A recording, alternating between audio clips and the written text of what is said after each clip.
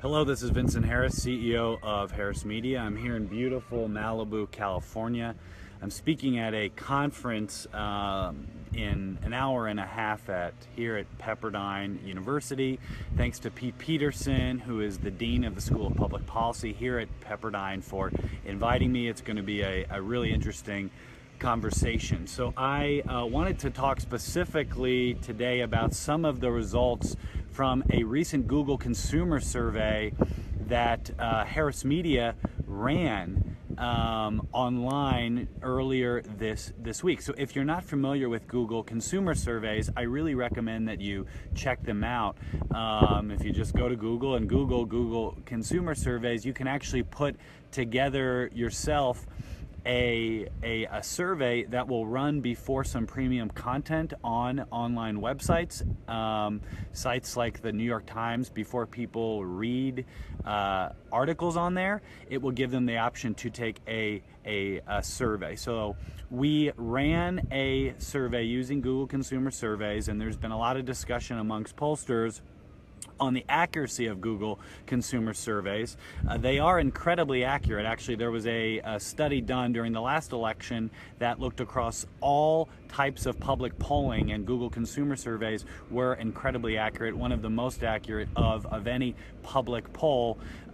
You can choose to place some screeners on the survey. You can geo-target the surveys as well. So we screened nationally for people that were planning on voting in this upcoming election, and there were some interesting results that I just wanted to go over today, and we will also be putting these in the comment section and discussing them also later on our social accounts. So we ask people planning on voting in this presidential election, what do they rely on most for political news and information? A plurality of people, 31% of people, said news websites or blogs above television. So more people that are voting in this presidential election say that they rely on news websites and blogs for political news and information, even above television. If you take that number to people who are 18 to 24, 33% say news websites and blogs, and social media comes in second for where they get their news and information.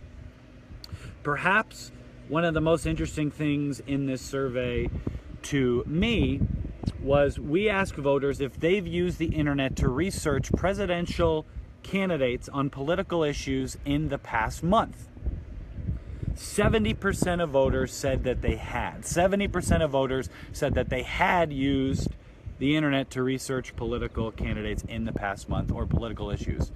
That tells me a lot about SEO, about candidates and issue groups needing to really step up their search engine game. Candidates and issue groups really needing to make sure that they're running search ads on Google, Bing, and Yahoo, and also YouTube, which is the second largest search engine.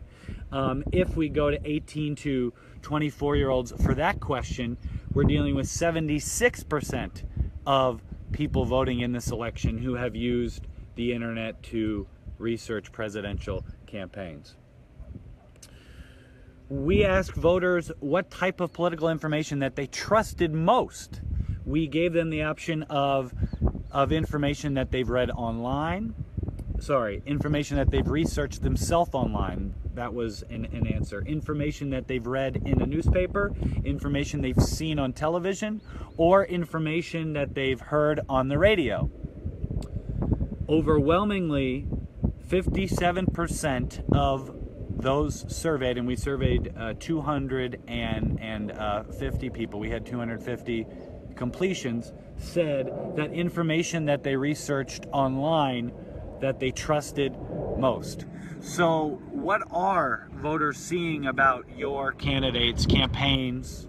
What are they seeing about your issue groups? What are voters seeing when they search for more information on who's running for Congress in my district or who's running for governor? Because voters trust what they're seeing online. Another question if a candidate whom you supported was attacked on an issue, which method would be most persuasive for them to respond online? Interesting that we had 280 responses here. Interesting that it was very close, but voters said that recording a video explaining what the truth was the way that they preferred to be responded to.